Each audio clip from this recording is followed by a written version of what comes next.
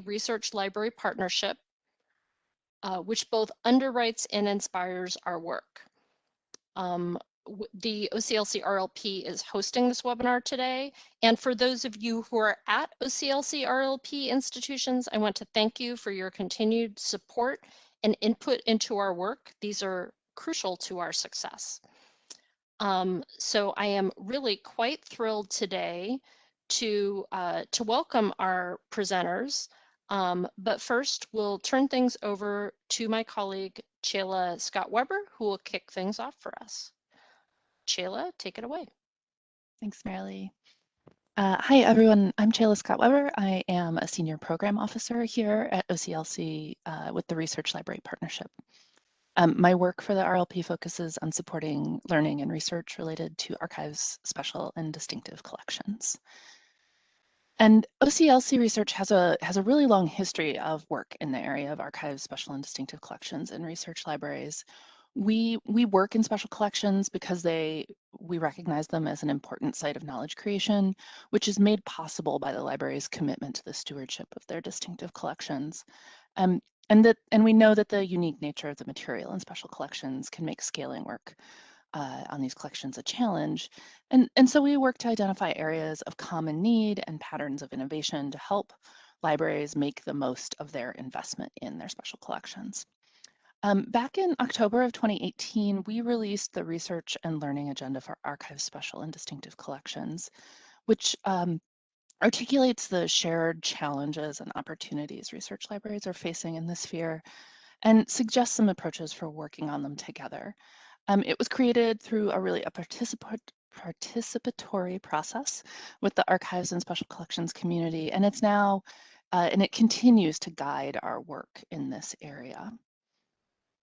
So the agenda identified some key themes. There were 5 kind of overarching themes that ran throughout the issues surfaced in the agenda. And I really think that this project we're going to hear about today addresses several of them. First and foremost, access to collections. And in the agenda, we kind of learned that our evolving collections, as well as increasingly sophisticated users and research methodologies, necessitated our rethinking the goals and scope of our access and discovery systems. And so this project really is centered on that, and also in engaging with the kind of ever-evolving ecosystem of systems and data that we need to support our modern collections. And I've been able to follow along with the progress of the project, and I think as it's evolved, it really has also touched on issues of organizational collaboration and the positioning of special collections within the larger institution, and also highlighted the need to weave equity, diversity, inclusion, and accessibility focus into this and all of our work.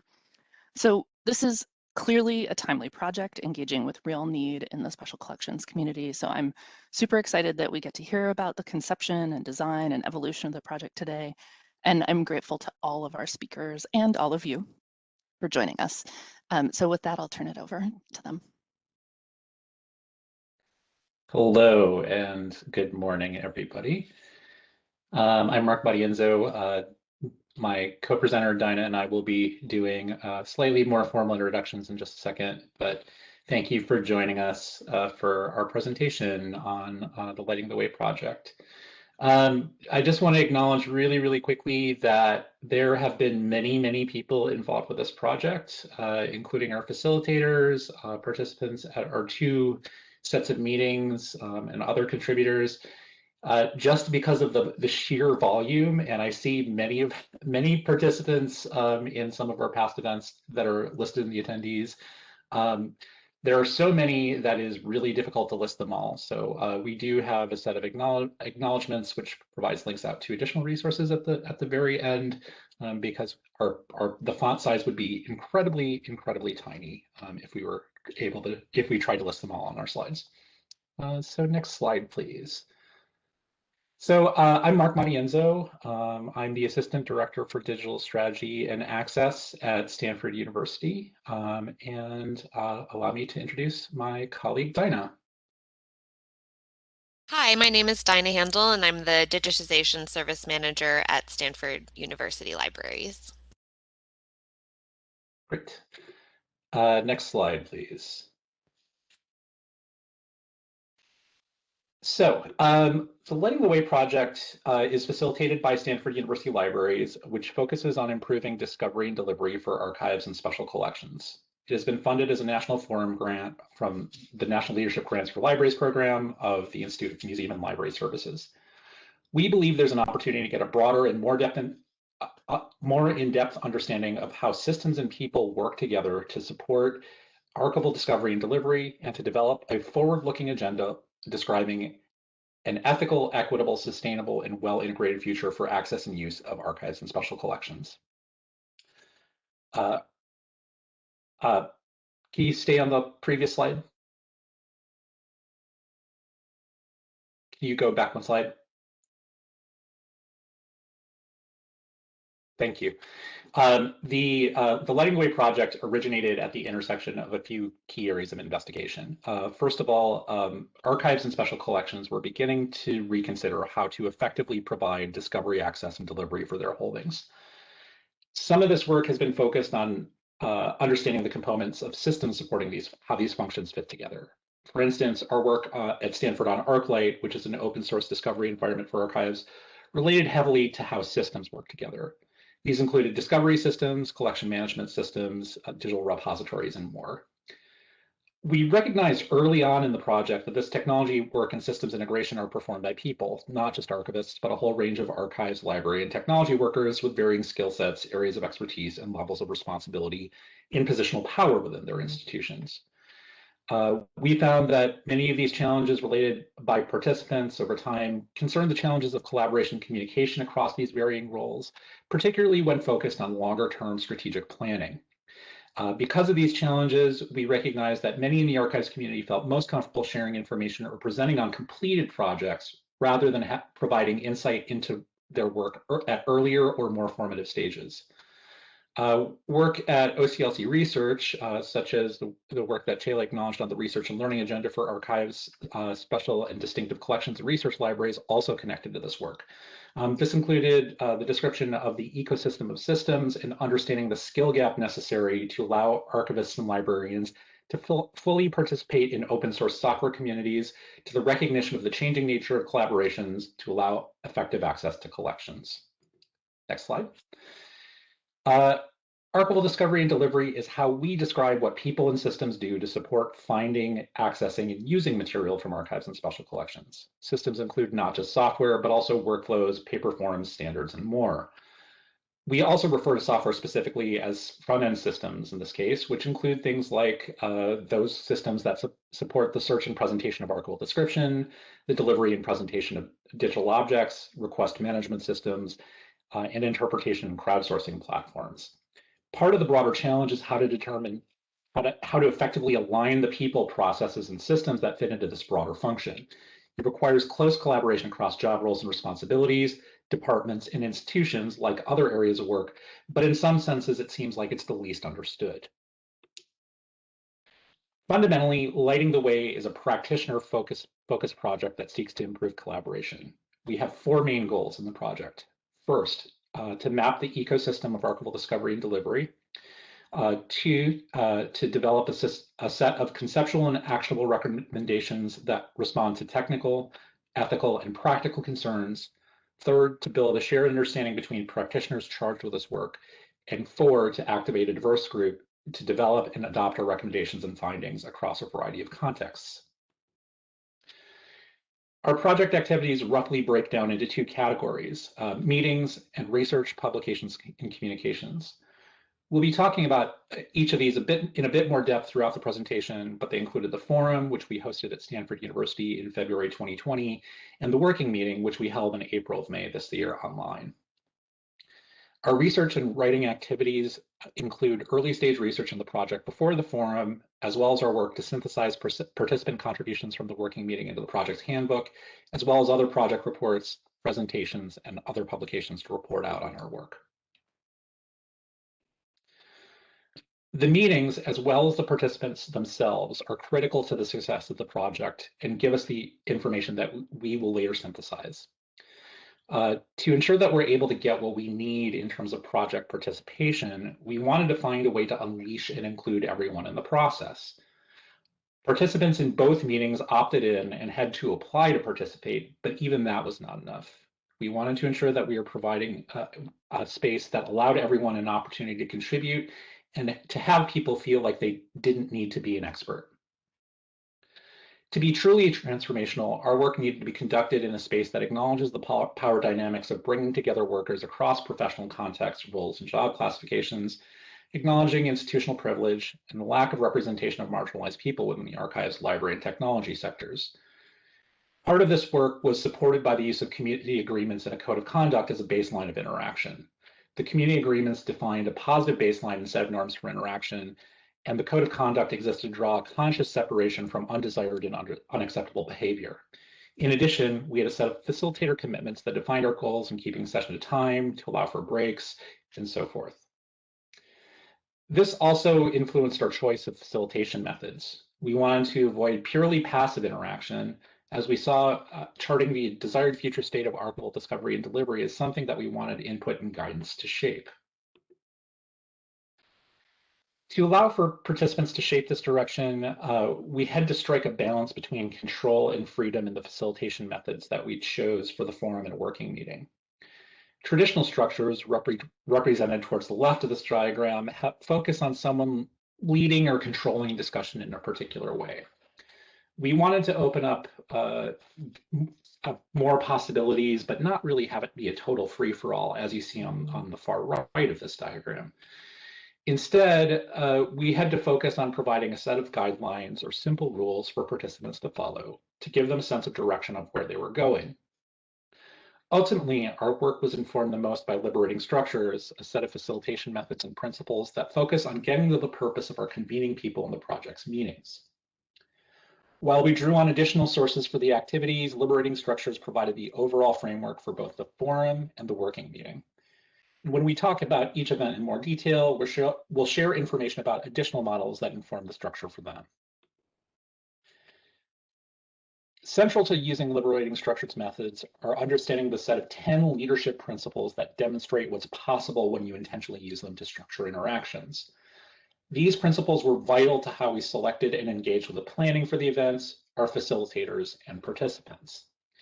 Through the process of these activities, we recognize that following these principles requires a lot of trust, as this degree of freedom can in fact feel somewhat disorienting and unfamiliar.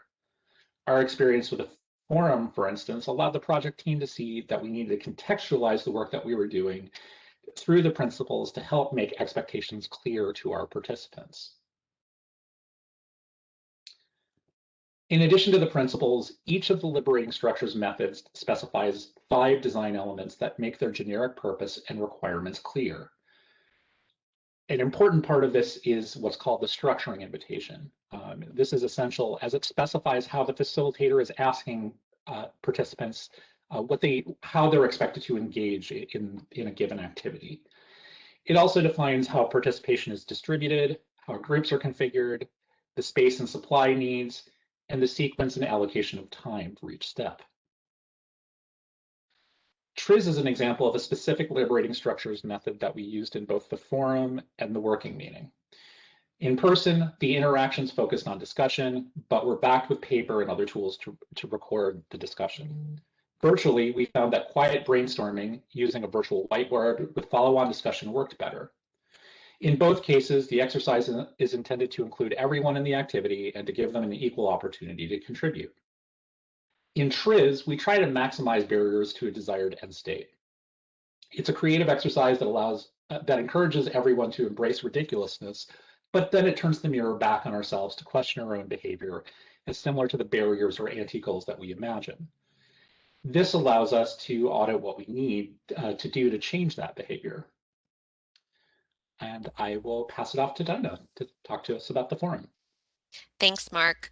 So with the Liberating Structures methodology in our toolkit, we planned the first event of the project, the Lighting the Way Forum. We developed a short application and put out a call for participants.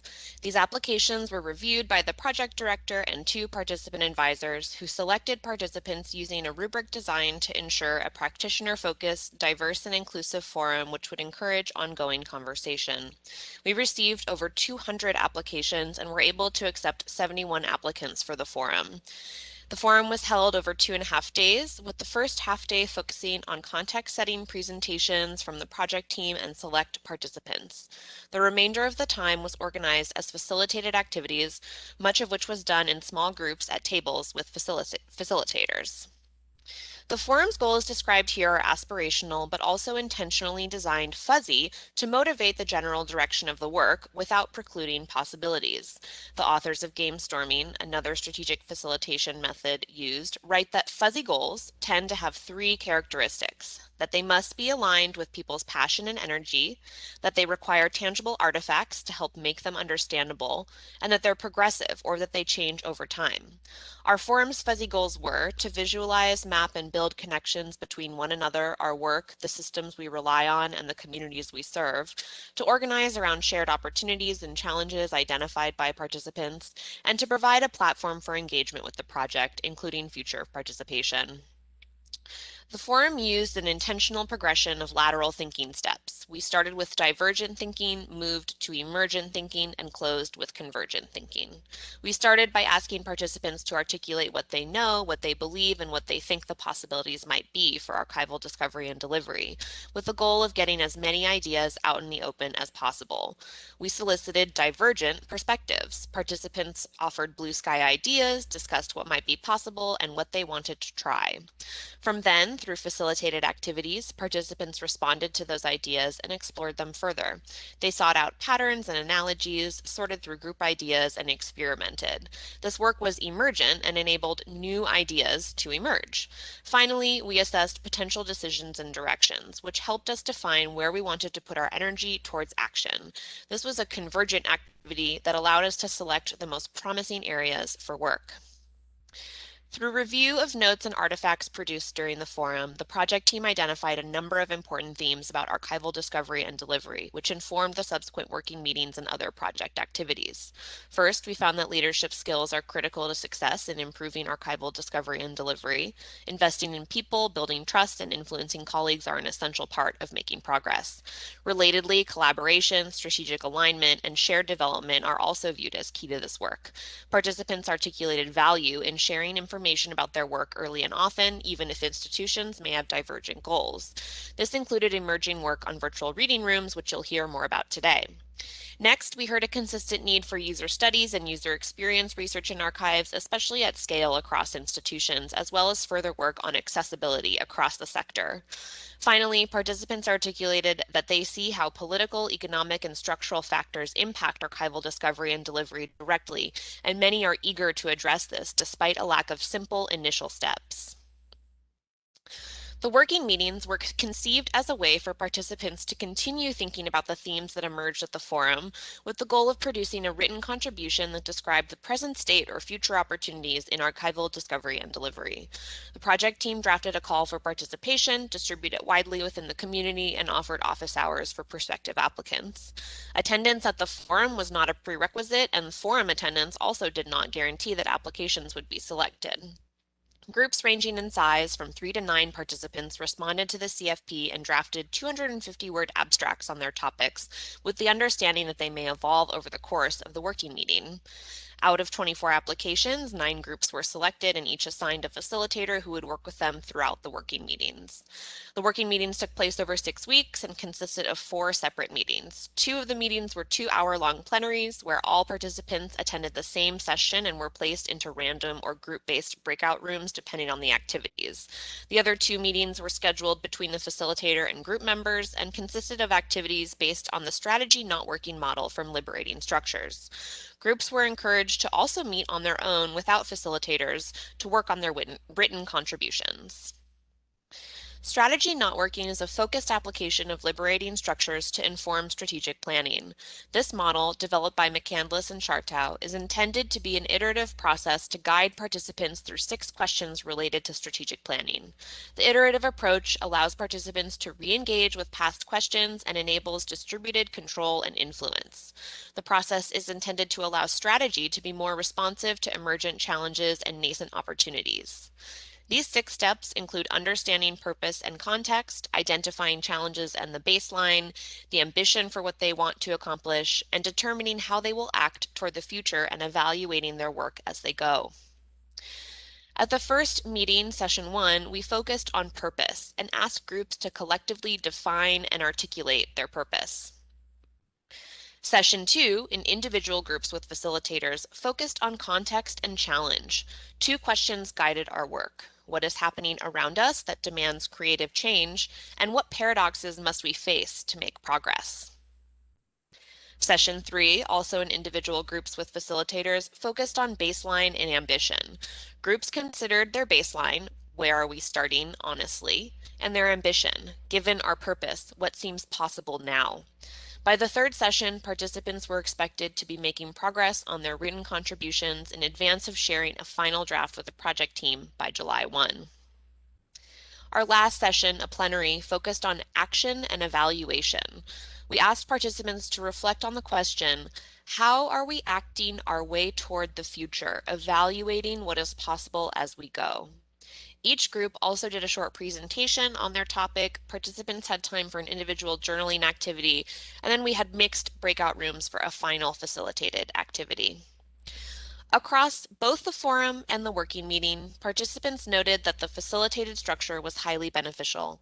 As facilitators, we found that signaling a clear plan and set of methods were central to getting participants comfortable with unfamiliar facilitation techniques. Some of the participants noted that the broader conceptual frameworks, like strategy not working, were hard to understand or contextualize. However, participants also appreciated that using liberating structures allowed ideas to surface that may not have otherwise done so. Participant feedback also verified that using participatory methods like liberating structures helped people feel at ease to contribute. We also heard having visibility into other groups' work, even on a casual basis, was valuable, and that the working meeting served as a space for connection and strategic thinking during the pandemic, when people often felt isolated. I'll hand it back to Mark. Thanks, Dinah. So we've now received drafts of all 10 written submissions that we were expecting from the 9 groups that participated in the working meeting and 1 guest group. We're going to hear from representatives of 2 of these groups after our presentation.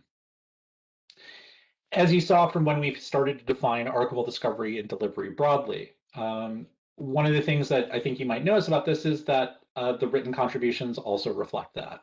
These include things like institution-specific case studies on collaboration and the deployment of specific platforms, position papers outlining potential for undertaking transformative work by defining shared vision, requirements, or guidelines, and strategic thinking on assessing capacity, available resources, and respect for archival labor. We've also identified a number of important emerging trends and themes from the written contributions and participant feedback. First, archival discovery and delivery is broadly understood as a shared responsibility. This has been affirmed in a number of ways. A few of the written contributions in particular have underscored the need for collaboration across units and job types, and as well as the value of both working within your institution and across institutions. Relatedly, while the project initially set out to focus on systems integration as a technical challenge and recognize the importance of collaboration, the working meeting participants have underscored that the technical challenges and opportunities cannot be understood in isolation from cultural and social settings. This includes leveraging user studies, respecting community norms within the Wikidata community, and carefully looking at organizational structures for collaboration within a given institution. Third, issues of ethical labor practices and resource allocation were part of almost every discussion. While many practitioners recognize the negative impact of contingent labor in terms of equity, participants also emphasized how it impacts operations and strategy over the long term, leading to something akin to technical debt. Finally, we found that participants have affirmed that providing time, space, and structure is critical for people to collaborate on strategic challenges.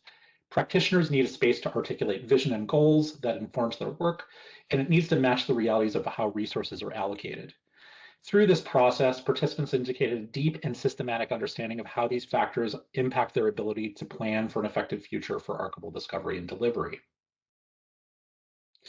The remaining work on the project includes publishing the written contributions from the working meetings participant groups and synthesizing our project's activities into a final report. Given the project's conclusion, we're looking for feedback from practitioners on how to sustain broader spaces for collaboration as well as the most effective ways to share information on how to leverage facilitation methods as used in the project. We're hoping to find these broader spaces for collaboration in particular, and we're hoping that this will be led by participants and other practitioners, because really the work can't fall to the project team alone. So before we pass it off to Sophie, Kate, and Shelley to talk about their experiences and their work, we just want to make a quick plug that we want to hear from you if you're interested in helping to move this work forward. And thanks. I will pass it off to the next presentation. Hi, everyone. Thank you, Mark and Dinah. Our presentation, our small group focused on small archives, and the title of the paper we wrote was Playing to Our Strengths, Self-Assessment Criteria for Access and Discovery in Small Archives. So I'm Kate Phillipson. I'm the archive specialist at Documentary Heritage and Preservation Services for New York, otherwise known as DIPSME. And we provide free planning, assessment, and education services to all types of cultural heritage organizations throughout New York State, anyone who is preserving and making accessible historical records.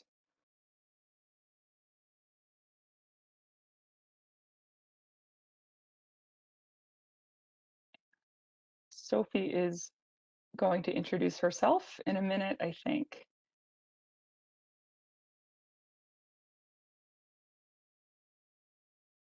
So I see that Sophie is unmuted, but we are not hearing Sophie right at the moment. I can introduce Sophie, but she is also leading into the next slide. Let's see. So why don't I work with Sophie behind the scenes? Kate, can you Yes. do you want to go, should I go to the next slide? Sophie's title is here. Yeah, Sophie's title is here on the screen. She is the manager of digital and special projects at the La Mama Experimental Theater Club, and the La Mama Archive collects, preserves, and exhibits records of permanent historical value relating to the La Mama Experimental Theater Club and the Off Broadway movement. We also just wanted to make sure to thank our co-writers and collaborators on this project, Lori Myers-Steele, Amanda Demeter, Amanda Murray, and Stefana Brett-Weiser, as well as our group facilitator, Linda Hawking. And so we really wanted to start off by talking a little bit about our writing process and how we got from point A to point B. At the start, right, we knew we wanted to address access and delivery at small institutions. That was the goal. And we conceived of small as in, in terms of staff, funding, and or collections. We were looking to explore how these archives might think outside the box to find practical solutions to the barriers they face. And so over the course of the meetings, what emerged was a sense of shared challenges that went really far beyond issues of funding and staffing alone. And in particular, one of the liberating structures, the activity that Mark shared about called TRIZ, was useful for navigating this labyrinth of very daunting challenges that we'll sort of speak to and share in a moment. And so using TRIZ was a moment that we felt like was sort of a breakthrough moment, right? It asked us to identify the things we must stop doing in order to progress, rather than having us ask what we should be doing. Let's see if we can hear Sophie. Hi. Yay. Okay, I'm not sure what happened there. I'm sorry, everyone. Thank you, Kate. Thank you, Marilee. So thank you for introducing me, Kate. I'm Sophie, just so people know my voice. So this next slide here is a screenshot of the end result of the TRIZ activity, which asked us to identify what habits, assumptions, or actions we need to stop doing in order to progress. We were able to freely brainstorm using the prompts and sharing our answers on the page. It was also kind of a cathartic process, I found, since it allowed us to laugh at ourselves as we easily came up with answers to how we could get the worst possible results. As a result of this activity, we discovered that there were material challenges such as funding, but also challenges of culture and attitude, like unrealistic expectations that could come from users, administrators, and ourselves, and unfair comparative thinking, i.e. working at a rural house museum and looking at places, or looking to places like Yale and Harvard to serve as models. These challenges are just as effective in preventing small institutions from making progress as the material challenges, but this process and our very successful collaborative chemistry helped us understand that we could focus on what was within our power to change. The paper just sort of flowed from there. So I'll talk a little bit about what we developed into the paper itself, and you can see our abstract here, which I won't read to you verbatim, but as Sophie mentioned, right, when we started identifying both material and cultural challenges, we recognized that they are common, interconnected, and sometimes really existential to small archives.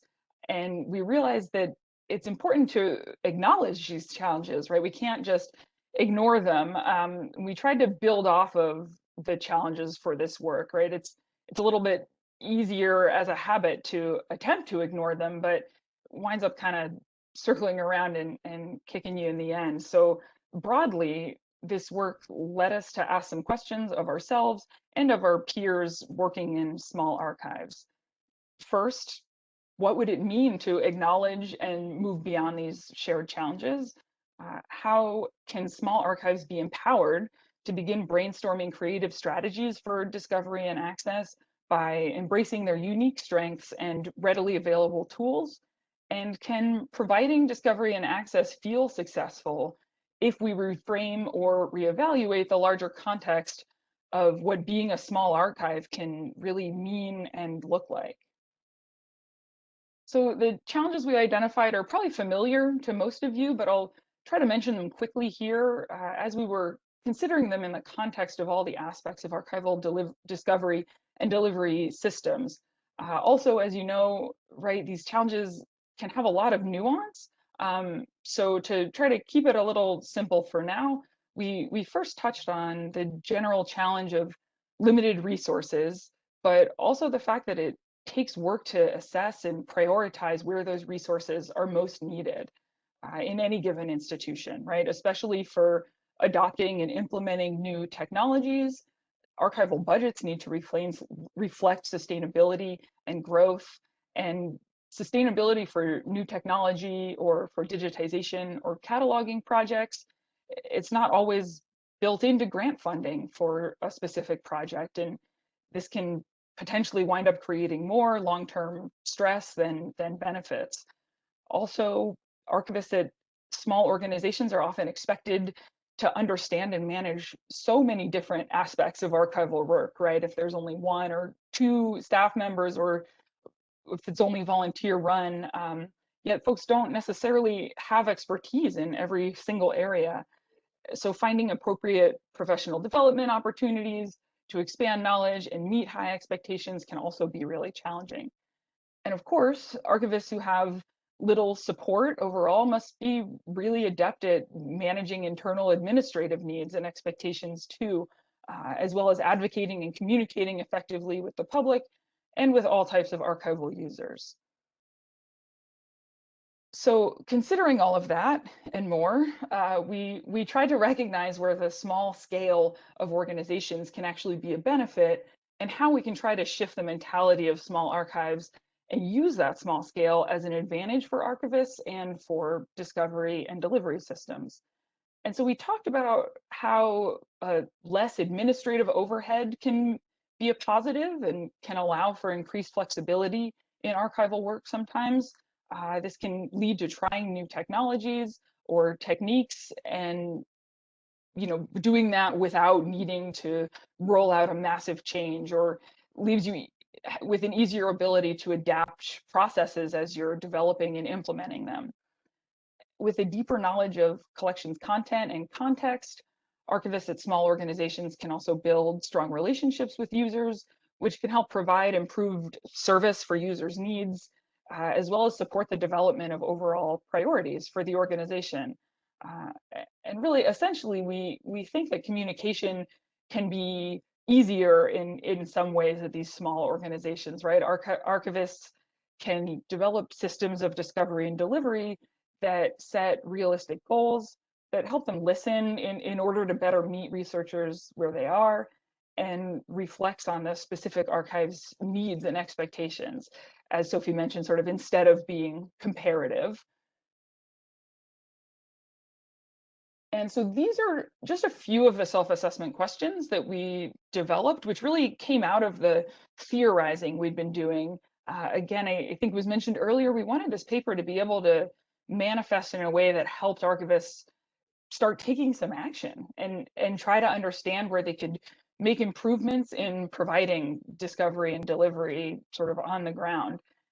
And so while we knew we couldn't really develop a whole framework for varied archives within the scope of this project, right? There's just archives can mean so many different things in different places, and especially that's true for small archives. I think we knew that there were other detailed self-assessment tools out there also. So sort of taking some of, pulling information from both of those worlds, we wanted to try to focus this paper on some practical questions that could help archivists begin to reframe their goals and build off of stronger and more focused relationships, both internally and externally. So Kate and I wanted to make special mention of the impact community archives have had on our thinking.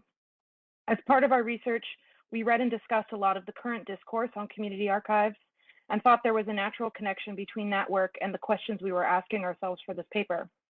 It's a direct connection, namely that we're encouraging small archives to recenter their community of users and donors as collaborators in the quest for improved access. Close connection with users and donors, and there's often a lot of overlap between those groups of small archives, they're often one and the same, can allow archivists to more precisely and creatively provide access to collections. But we also saw that connection as being a little bit broader and more existential as well between the work we were doing and the work of community archives. Community archives as a growing field and as a professional philosophy are asking us to rethink archival practice and priorities. So with that thought in mind, I want to return to our purpose statement to close out. What might embracing unique strengths look like? The process of writing this paper helped us identify the strengths Kate discussed, but it also highlighted that to really embrace those strengths, many of us require a change in attitude, both our personal attitudes towards our institutions and our work, as well as the wider culture of our profession. During the course of our conversations and group writing, we discussed how the challenges and strengths we'd identified both stemmed from the same place, the small scale of the archive. So we asked ourselves, what would it look like if we chose to focus on how operating on a small scale is a benefit rather than a hindrance? On an individual level, that might mean looking to institutions of smaller size and resources as our models, rather than comparing ourselves to huge universities. On a collective level, it could mean encouraging our professional community, especially our funding institutions, to listen to archivists at small institutions who are finding creative solutions for access and discovery, even if those solutions aren't flashy or high tech. Lastly, we think best practices should be considered part of an ongoing effort, a spectrum that can suit the specific needs at an archive rather than a fixed set of goals with success achieved only when every single box is checked off. I want to end with a line from our paper that summarizes this change in attitude.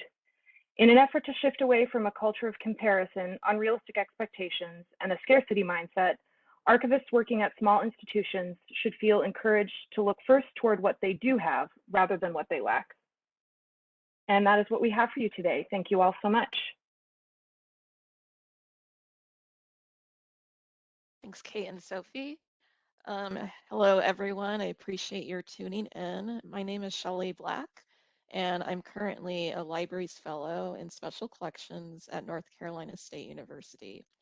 So I'm representing the group who worked on recommendations for virtual reading rooms. Next slide, please. Oh, previous slide. So we were one of the larger Lighting the Way groups, as we were originally two groups which merged into one.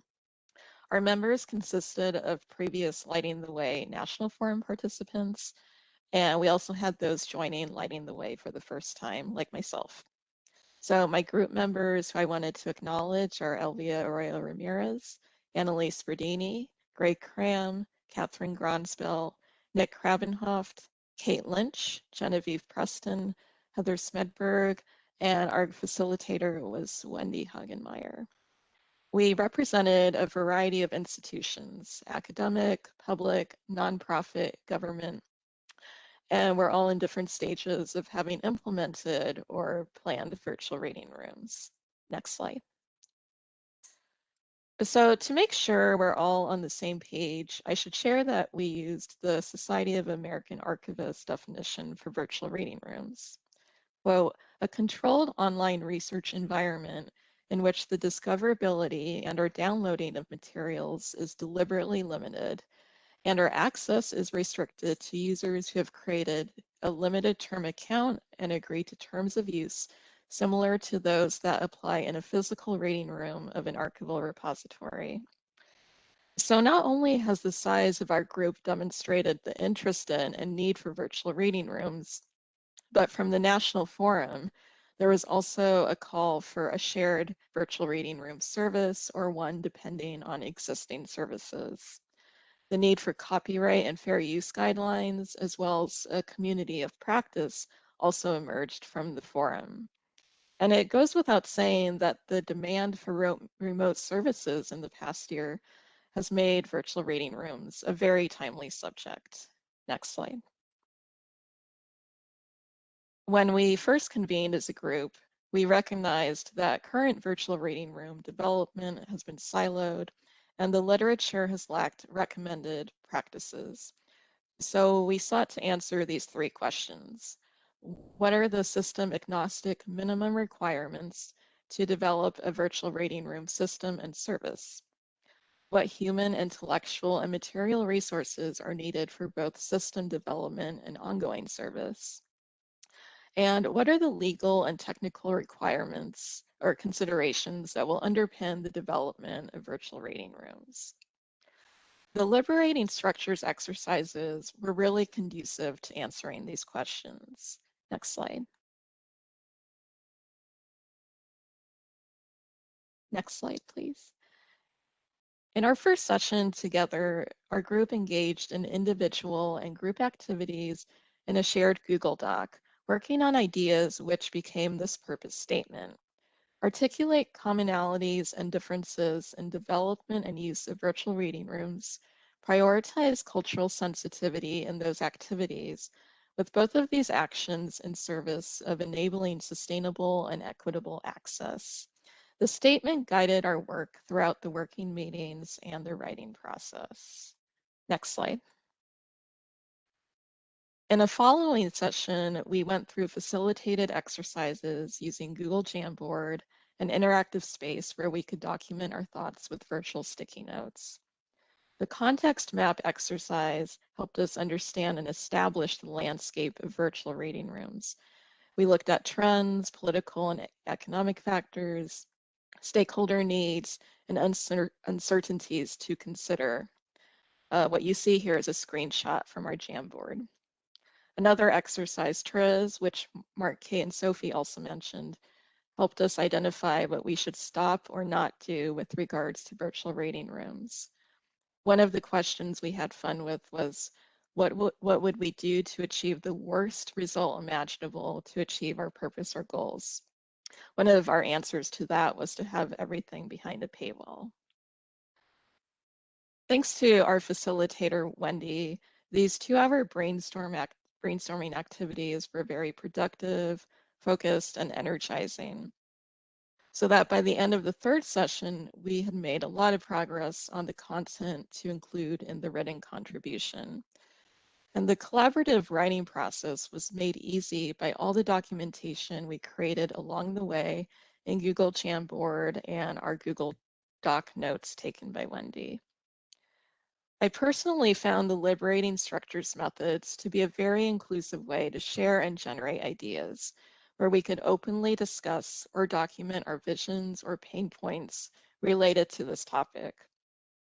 I hope to use the liberating structures in future meetings or group activities.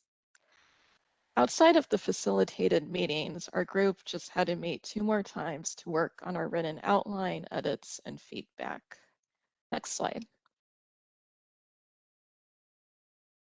Our written contribution is titled Speeding Towards Remote Access, Developing Shared Recommendations for Virtual Reading Rooms. The substance of it are the common themes and challenges for developing and sustaining virtual reading rooms. The slide lists the main areas, and at the end of each of these sections, we also included a bulleted list of specific recommendations. Advocacy and outreach discusses virtual reading room support from stakeholders. Resources, as you may guess, addresses funding, staffing, and time. Users and use of virtual reading rooms covers ways of mediating access, accessibility, and equitable access. Ethical concerns are about protecting culturally sensitive materials, as well as the privacy of donors and third parties. The copyright section describes exceptions and fair use limitations. And last but not least, systems interoperability is about existing platforms for providing mediated access to materials. While the written contribution was informed by our own experiences with virtual reading rooms and did point to some specific use cases from our institutions, we aimed for general recommendations which could be applied anywhere. But having said that, we also included a table comparing different features of our virtual reading rooms, like the inability or ability to download materials or authenticate into a system. So to wrap things up, our group hopes that folks in this webinar might read or share the work when it comes out, and that encourages more cross-institutional collaboration and the formation of communities of practice to sustain and implement virtual reading rooms across the country. Thank you. Thank you so much. Thanks to all of our speakers. We have plenty of time for questions, so I just want to remind folks that you can go ahead and pop those into chat. We have just a few questions that are pretty straightforward, but we'll hopefully give you guys some time to respond to those. And Chayla will be moderating our questions. So Chayla, what do we have on deck here? Sure. So I have a couple of questions about the reports and if they are available publicly or if they are not, when they will be and how folks can see them. Sure, that's a great question. The reports are not published yet. So the group submitted their final drafts to us at the beginning of July, and we are basically going through a editorial process right now. So we're hoping to get our feedback back to the groups by the end of this week or so. And I'm hoping that we will be publishing our reports in the next month or two. I'd like to, our project formally wraps up at the end of August, but we've got some additional synthesis and editorial work to do on our own project reports as well. So our plan is to have that wrapped up by August or September, but we'll make sure that those are linked from the project website, and a broader announcement goes out on that. And there was a preliminary report on the forum that was released late last year, right? Yes, we released that report in November of 2020, and I just dropped the link into chat there. Terrific, thank you. Okay, and so next question from Era Tanzi. So for Mark and Dinah, did you get Liberating Structures training ahead of your facilitation of Lighting the Way, or were you self-taught through the Liberating Structures readings and resources? I believe we are both self-taught. I think I've been to other events that have used liberating structures before, but I've had other formal facilitator training, but no formal training on liberating structures itself. Nor have I. Mark is the person who introduced me to liberating structures, and it was my very first time using them at the forum. Great. And a question about challenges. What were some of the main challenges to the project and to participating in the working groups? I will speak to that as a project facilitator and the project director really quickly, and then maybe look to Sophie, Kate, and Shelley to jump in. I think the biggest thing was, unsurprisingly, it was the pandemic. We had initially planned this to be a year-long project, and for the working meeting to be to follow up soon after the February 2020 forum. When the pandemic hit, it was pretty clear we weren't going to be able to meet anytime soon. So we ended up using that as kind of a broader opportunity to take a step back and plan for an alternative structure that we could do online. I think relatedly, just getting interest, sustaining interest, unsurprisingly, from my standpoint, I think people found being able to step away from work during a pandemic really challenging to sort of engage with these bigger picture questions, kind of challenging at first. I think we had a decent turnout in terms of the number of applications. Always, I would have loved to see more, but I would say the majority of the applications that we received were really strong, and it was actually a really difficult choice.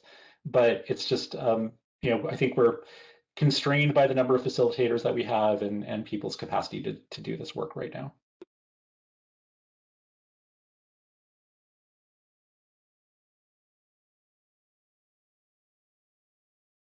Any comments from any of the meeting participants on the presenters, Shelley or I Sophie, think Kate? for me, I mean, it was kind of surprising how easy it was, speaking on my behalf, to go through the collaborative writing process. And I think that's thanks to the liberating structures. But our group, I think also we were having a good time collaborating with each other and learning from each other. And I think we would have wanted more time to have sessions to discuss our ideas. And I think ultimately our group will, some of us are presenting actually at Big Curator later this fall. But yeah, I think just working on this timeline was the one challenge that I felt, especially because everyone's working on their own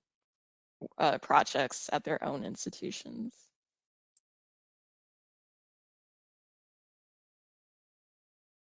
Yeah, this is Kate. I think Shelley summed it up really well. It was the biggest challenges were scheduling and timing, and those weren't drastic challenges. Our group also really gelled well, and it was cool to sort of meet some new folks around the country and collaborate.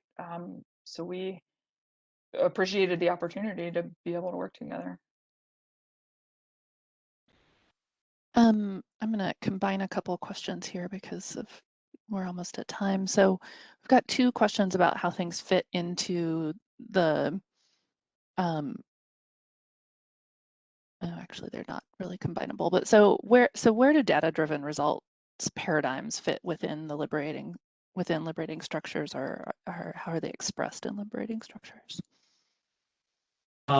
So I would say that liberating structures are most useful in terms of planning activities.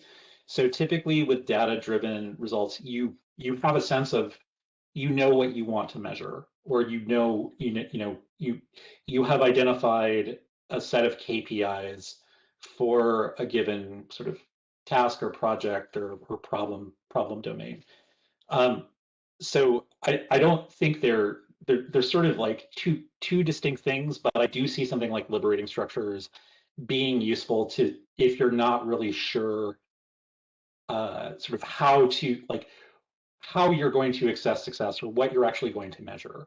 So that's kind of a short answer to that. Great. And another from Mark and Dinah, do you see the Lighting the Way project continuing in some fashion after publishing the working group reports? That's a great question. Our project formally ends on August 31st. So I think we are ready to take a step back. As I mentioned at the end of our presentation, I think there's a lot of interest in growing a professional community, like being able to sustain these sorts of communications and conversations across the communities. But honestly, it really can't be on one project alone to make space for these kinds of conversations. I think I want to give credit to the forum participants, and in particular the working meeting participants, for being able to dedicate the time to do this. But I think this is a good opportunity to recognize that there are a lot of existing spaces for these conversations within the Society of American Archivists, within the Digital Library Federation working groups, and there is a need for a distinct space. But I think it's really got to be on practitioners to be able to set aside and define the space going forward. I think the other thing is, obviously, this is less about the project itself and more about the activities.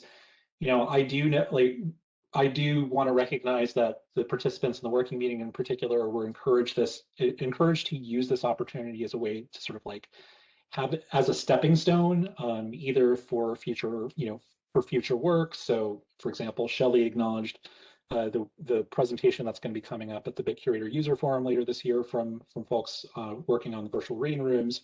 But also, we've encouraged people to say, if there is an agenda to create a new group, as Bets mentioned in the chat, Bets's group's written contribution identifies that there is an opportunity to have a broader professional space for archives workers to talk about user research and user experience. There's not really a good structure to do that within SAA, for example, right now. So I think there's a I think there's a sort of mutual recognition that we have a lot of work to do, but it is something that really can't fall on one project alone. Okay. Oh, Marilee, go ahead. Oh, I was going to say thank you for fielding those questions, Chayla. Thanks to all of you. Unfortunately, we're out of time, and I want to respect all of your time and the many other meetings that you must have on your calendar, as well as time to rest and recharge. So I want to thank you all for joining us today. We really appreciate your attendance and participation in this webinar, particularly for our presenters for sharing information about such timely and important work. We will be posting a recording of the webinar online, as well as the slides, and we will notify you via email when that recording and other materials are available. I want to thank you so much for joining us today, and this concludes today's webinar.